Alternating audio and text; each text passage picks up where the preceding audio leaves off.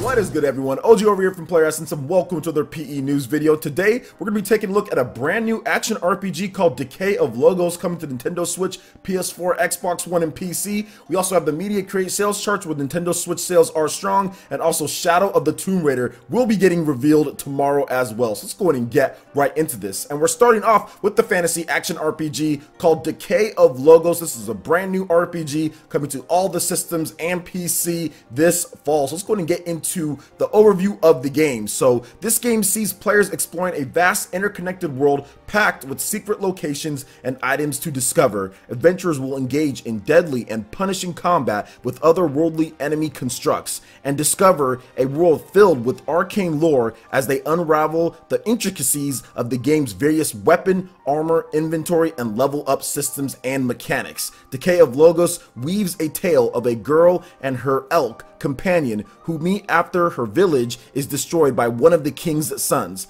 Battered and oblivious of the culprit behind the attack, the girl will not rest until she has her revenge. During her quest, she will unveil secrets about the king and his sons, slowly realizing that all is not what it seems to be. So this is fantastic. We got another brand new action RPG coming to the fray this fall. Really happy that they're bringing the game to Nintendo Switch as well. This reminds me a little bit of Absolver, just in some of the art style. Has a little bit of Legend of Zelda kind of mixed into there. Obviously, there's some action RPG elements from maybe something like, let's say, The Witcher, or even like that. I think they're probably taking some inspiration from a lot of different games and kind of putting it together, and this is right up my alley in terms of the style. I love more action RPGs. I think we need more great action RPGs on the Nintendo Switch, so I'm completely down for this type of game coming over. I love the art style. I love what they're doing there. I think that when you do an art style like that, I think it frees up so many other things in terms of how your game can run and what you can do on there with some of the enemies. I think some of the designs can be really creative. I love that style that they're doing right here, and I can't wait to try this game out.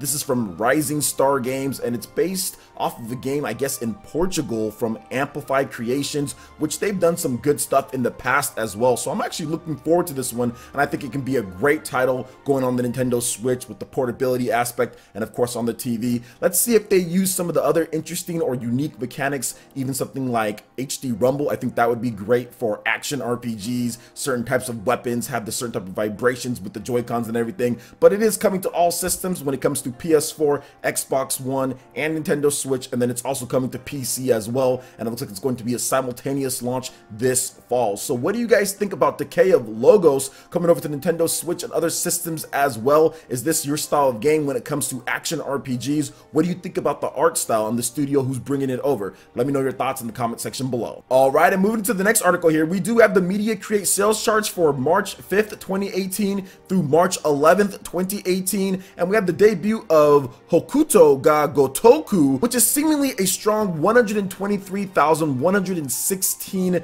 units, but it seems like they were off the mark in terms of where they wanted this game to be, and we'll talk about that in a little bit. So yes, the Fist of the North Star, that's essentially what the translation is for this game. It's a Yakuza style game in terms of Fist of the North Star. Let's go in and get right into this here. So Hokuto ga Kotoku for the PlayStation 4 sold 123,116 copies during its first week of release in Japan. That was the week's highest selling new release. The Media Create sales charts have shown off. Also, there was Final Fantasy 15 Royal Edition. That didn't do so hot. There was also Legend of Heroes as well, the remake. That one also came out 10,000, and then about 7,000 for Final Fantasy 15 Royal Edition. There wasn't really any new releases when it comes to Nintendo Switch outside of the Your Four Night Princess Training story, but that didn't even make the top 20, so that didn't sell too well. But really what the bulk of what Nintendo Switch was doing in this week's charts was pretty much the games that have already been out.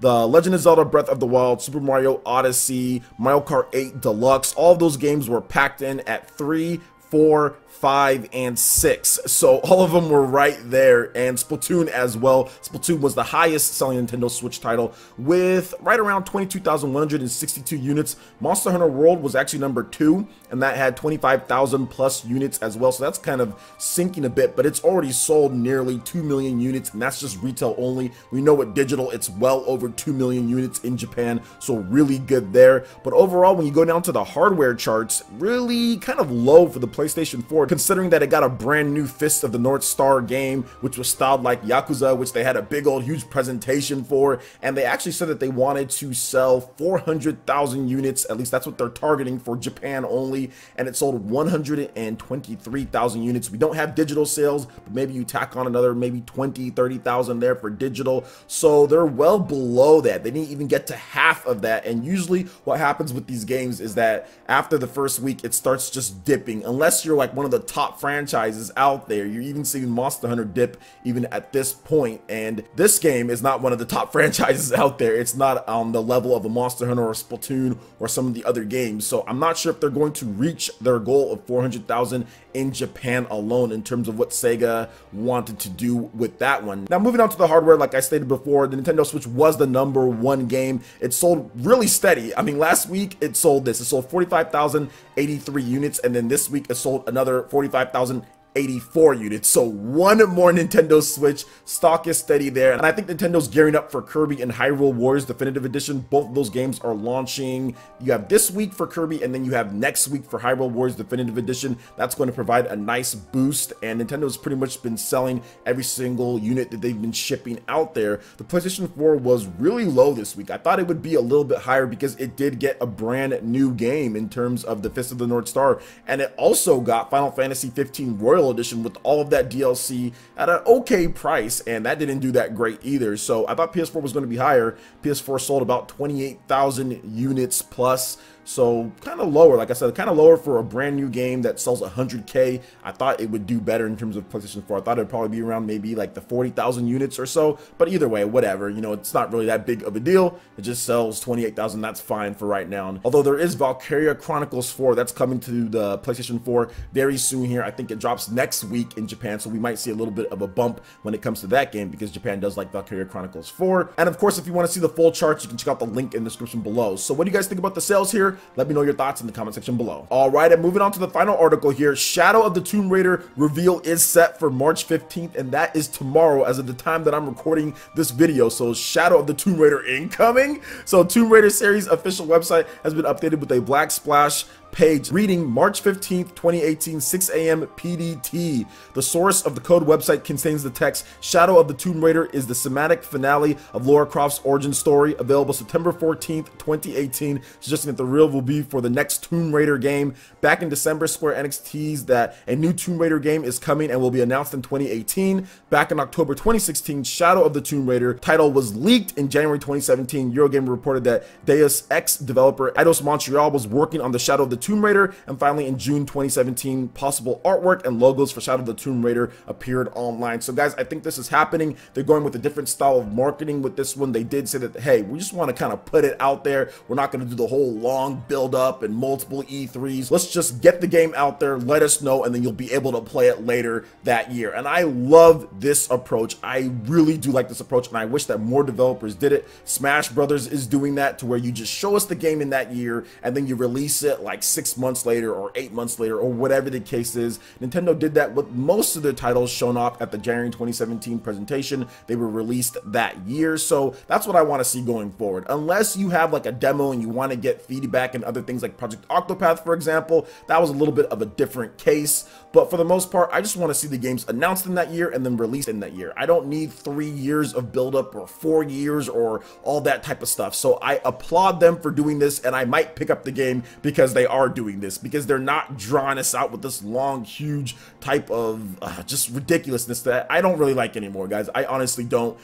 There's no need for that, and that's the main reason why I don't want the Smash Dojo to come back. Somebody was asking me about that. So what do you guys think about this reveal when it comes to Shadow of the Tomb Raider? Are you guys excited for this game? Let me know your thoughts in the comment section below. All right, Ninja, that wraps it up for this video here. Go ahead and check out the links in the description below. We've got Facebook, we've got Twitter. Go ahead and give us a like and a follow on our social media. Really helps us spread the content of Player Essence across the interwebs in addition to YouTube. Also, make sure you check out our Patreon, Twitch, and YouTube live gaming page and consider supporting Player Essence. When you do so, it gets you access to all sorts of cool benefits, perks, rewards, and emotes via YouTube sponsorship. So check out the link in the description below and consider supporting Player Essence right here on YouTube. Hit that like button if you did like this video. Lets me know you guys want more content like this going forward in the future. And subscribe to Player Essence for the latest RPG, Japanese, and Nintendo gaming news. Thank you so much for watching. I will catch you, Ninja, for the next video. Peace.